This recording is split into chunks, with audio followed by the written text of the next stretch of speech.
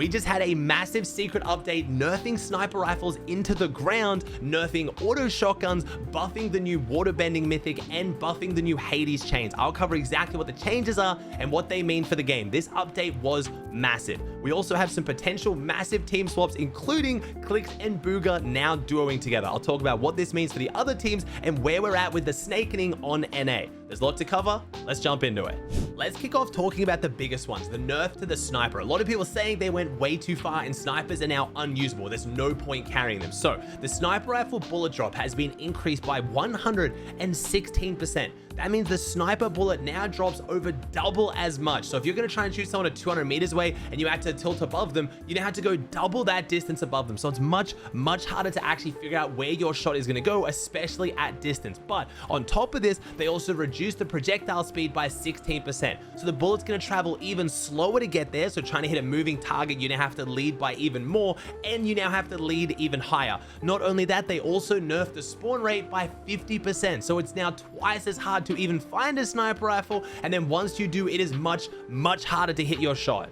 Now, whether you think this is a good change or not just comes down to whether you like sniper rifles a lot. A lot of people absolutely hate one-shot headshot sniper rifles. They say they ruin the game, they hate dying to them, they're uncompetitive. Other people love them. They're super fun, they're really rewarding, you can take someone down really quickly. It just comes down to what you prefer. But me personally, do I think this is a good change? I think making sniper rifle shots harder to hit when you do hit 200 headshots is a good idea. It needs to be very difficult to hit a 200 headshot shot. I know you think, well, in Aussie, then I just won't carry the sniper rifle. That's fine, then just don't carry the sniper rifle. You have a DMR that's much easier to hit shots with now and still does massive damage, like 120 headshots. If you're carrying the sniper rifle, it should be a high skill, high reward item. If you can consistently hit good solid headshots, you should be rewarded, but it should be difficult to do that. I actually have talked so many times about how I think you could balance snipers in competitive, especially. You need to make them much harder to find. I think there should only really be about 3 or 4 on the map in total, but you need to give them a maximum ammo capacity, like a harpoon. I think a sniper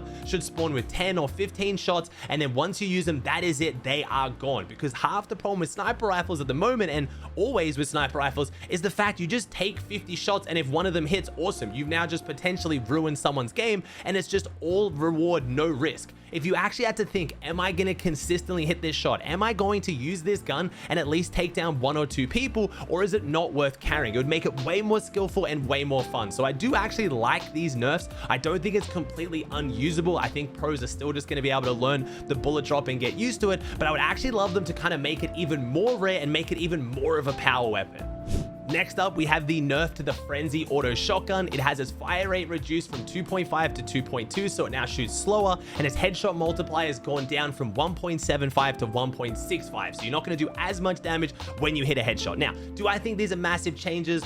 Not really. The shoot time definitely is. It's shooting slower is going to make it weaker. It's still going to be a weapon that's going to be held by players who do just want to jump in people's faces and hold down left click, or they want to wait till players come in their box and then take them down easily. It is still going to have that strength. But so far this season, as far as competitive goes, most pros have been running the Gatekeeper shotgun anyway. This wasn't a shotgun that was picked up very often outside of maybe like, niche pros like Clix who still prefer this shotgun. So I don't think it's going to be a massive change to the gun. I don't think it's going to really affect it much in competitive. In casual play, there probably are more fights you'll win now from players who are just trying to cheese you with the auto shotgun. In no builds now, this does really make the Gatekeeper just the best shotgun as well, because with the lack of range this gun has and now shooting even slower, I don't really know how it fits in as a shotgun in most of the metas, but overall, it really wasn't that strong of a weapon anyway. I'm actually surprised to see they nerfed it now this season rather than last season, where I think it was way more of a problem, but I'm okay with it. I'm not a huge fan of the Frenzy shotgun as is.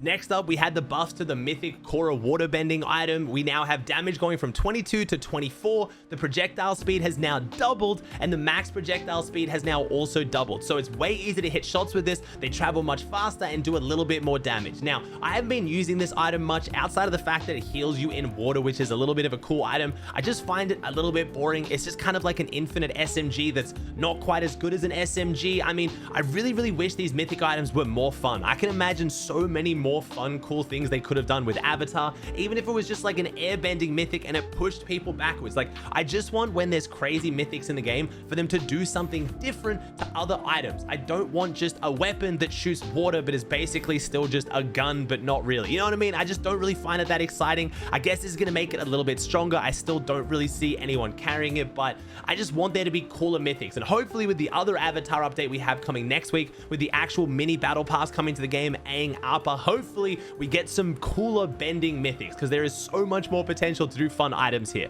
Next up, we have the chains. They now do more damage. They do 40 to 55 on the first 2 attacks. The last attack now does from 70 to 80 damage, and the hook shot damage where you pull people towards you went from 30 to 60, so it doubled. So honestly, this is actually making the chain item more viable when it comes to pubs and maybe ranked, just like a cheesy fun weapon. I wouldn't recommend using this in competitive. You're probably going to get shredded, but on top of the fact you can use the Hades chains to fish and gain a lot of meds really quickly, it could make this item more viable to carry, and we might actually see pros using this in endgame. I don't know. We'll have to see if they cook something up, but players like Cammy and Seti, I could see them come out with some kind of crazy strategy. I know players have figured out there's currently a glitch where you can jump and actually chain people through walls if you do it at the top of your jump. So if there's more things like that, we might actually see them used in competitive, and they're going in the right direction. Again, I want these mythics to feel fun and engaging. I want a reason to actually pick them up. Next up, things got a little bit spicy today on the timeline with new team swaps. We had rumors or a confirmation from Clix that we were going to have Clix and Bugha competing this season. Now, I have to say straight off the bat, this was clickbait. Clix was just baiting people. It was just an impression farm.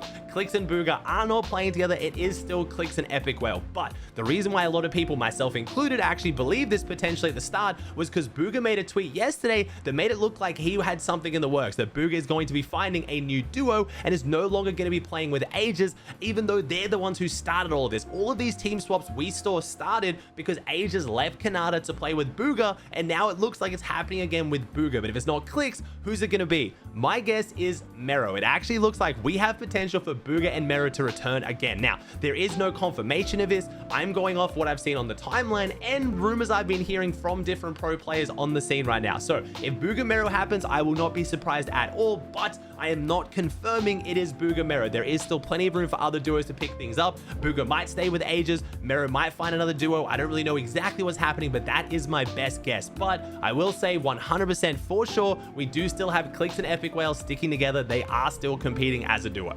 Now remember, in case you guys forgot, because some people seem to have, FNCS is starting in a week. We have FNCS beginning on the 12th, so it's right around the corner. It is going to be incredibly exciting. I will be posting more content coming towards FNCS on the new duos, how they're looking. Right now, we've only had one duo cash cup to go off, so what I'll probably do is wait for the duo cash cup later this week, and then I'll make a video after that on the confirmed duos that we know coming into FNCS, who's looking hot, who's struggling, and do a full breakdown video. I didn't want to include that today because there is still so many teams that are up in the air, and we do have a duo cash cup right before FNCS starts, so that's the perfect time to actually cover who's playing with who and what's going on.